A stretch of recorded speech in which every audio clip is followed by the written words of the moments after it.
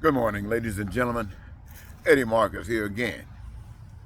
So, a moment ago, I'm in the garage getting a lawnmower prepared so I can mow the lawn. But as usual, I'm thinking about the situation of life that I experience every day and the dreams and hopes that I have. So, I took a seat and decided to finish a cup of coffee that I had taken with me. And as I sat there, I began to muddle through some of the thoughts on my mind relative to our concerns, basic human rights for all people. And I thought about how wonderful life could be.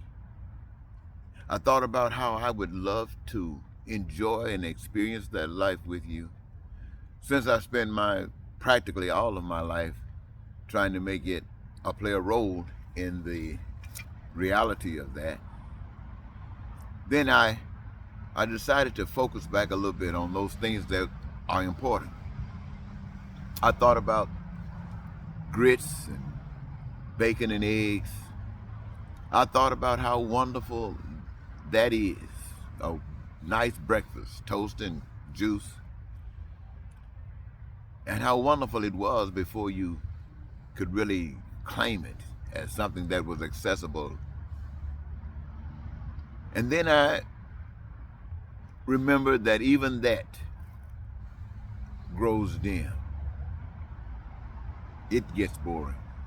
We do it constantly, but it becomes boring. I thought about the steak, the salad of choice, and whatever else you might want to mix with that. I thought about how fantastic that is, especially at certain moments, and you know what those moments are. But after a while, even that gets boring. I thought about, for those of you who like another meal, whether it's small, short, hors d'oeuvres, or whatever, you know your reasons for doing it, and it serves its purpose. And it was one time fantastic, but even now, if you've done it for a while, it is boring. I thought about, for those of you who are what you might want to call blessed, even in the midst of night, something can take place that's as exciting usually as anything usually can get, and that's the experience of sex. Now, we know those who have experienced it, and it's great enough to get you to go back again. But there are those of us who even now know that that becomes boring. So is there anything that you can experience in life that does not become boring? And I thought about that, and one thing crossed my mind, and that is freedom. Freedom appears never to be boring, because freedom gives you the opportunity to be when. That's what freedom does. I thought about that. And then the next thought, I don't know why it crossed my mind. I guess it's the absence of freedom that brought this thought to my mind. And I saw people, people who were slaves,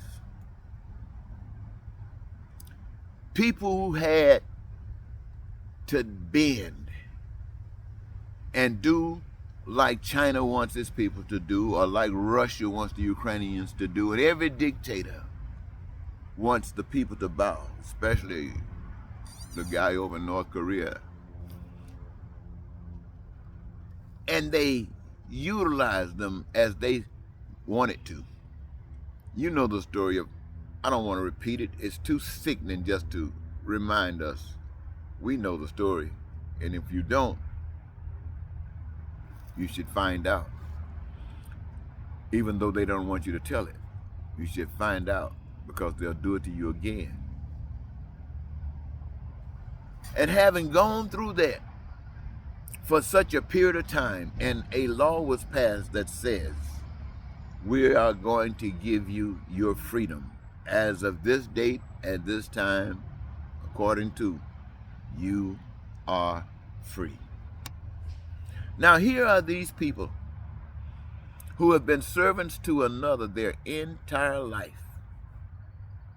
really are not familiar with that much of anything outside of that perimeter that they were allowed to venture to, within those confines that the master would utilize them in.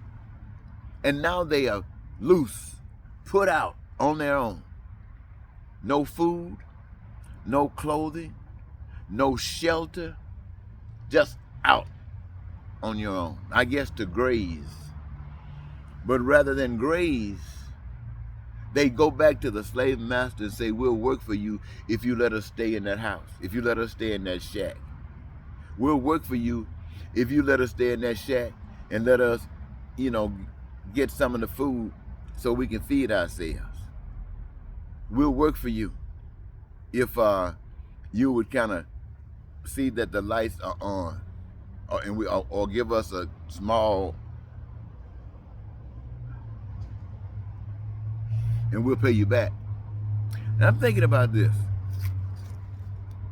How mean can you be, first of all, to enslave a people? I guess if you can be mean enough to enslave a people, throwing them out to the pastor is nothing. And then bringing them back in, sharecropping and stuff like that, well, that gives you feel proud because you say you told them so, right? They are slaves mentality. They don't know nothing else. They aren't human. They are just slaves, right? But there were those who were, you call the house people, who sat around and they watched what was going on. There were those who came with a mind and they brought ideas with them, the same ideas they had at home. And say they saw how these things operated here. And in that moment of time when they were out there grazing, they got together and utilized what Jim Crow stuff had been set up, allowing them to survive.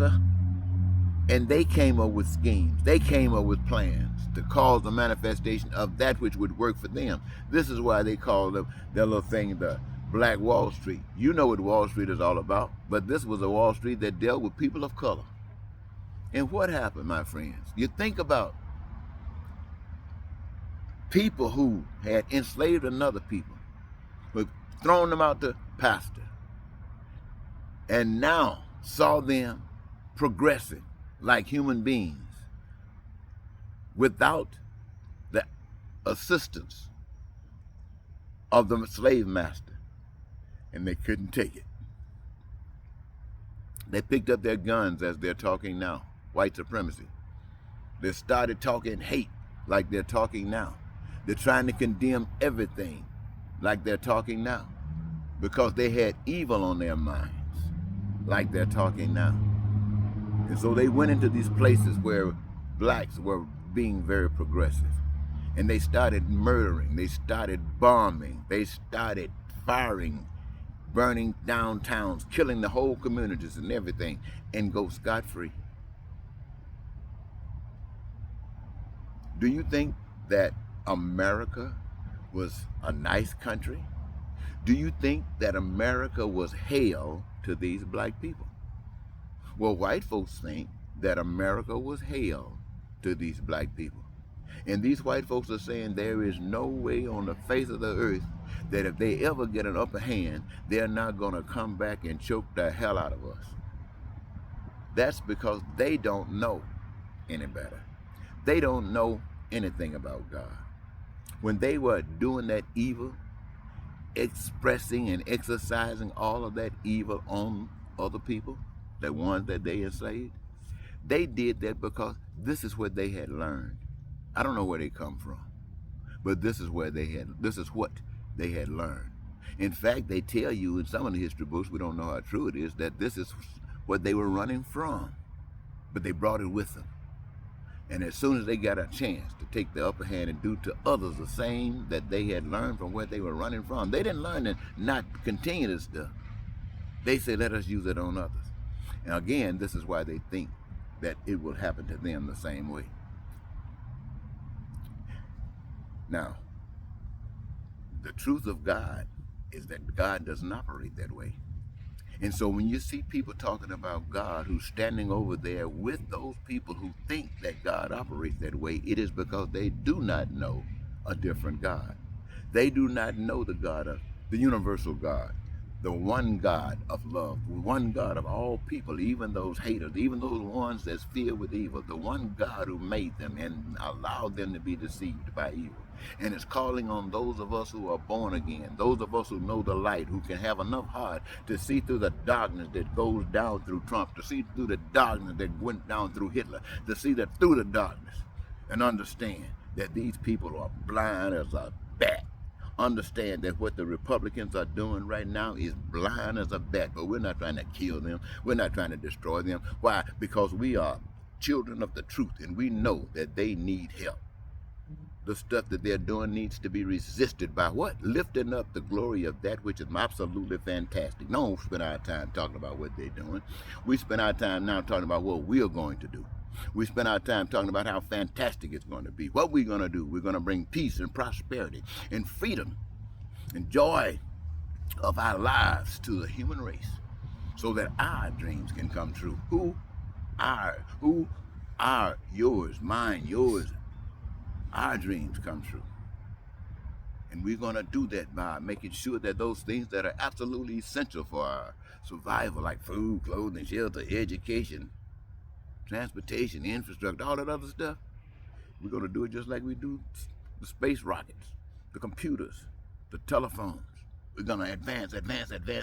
Because what? We're going to engage everybody that benefits from this stuff in the participation, in the process of creating the stuff, so that everybody's involved and everybody's entitled to. Nobody's talking about anybody getting anything that they don't deserve. This will bring us that peace. And we don't have to lie, we don't have to cheat, we don't have to steal, we don't have to kill, we don't have to talk about war, we don't have to be a racist, we don't have to be a bigot, we don't have to hate, we don't have to do any of this stuff. Why? Because we're new creatures. And ladies and gentlemen, that's exactly what this campaign is about. Being a new creature. We are what we are today, and how many of us like it? I don't think even the haters don't like it. They were just trying to think about war. That's just their answer. The haters, those who talk about democracy and stuff like that, you don't have an answer. You're just trying to stay where you're at because you think this is it. It's better than where they're trying to take you. But those of you who are born again, you know better than this.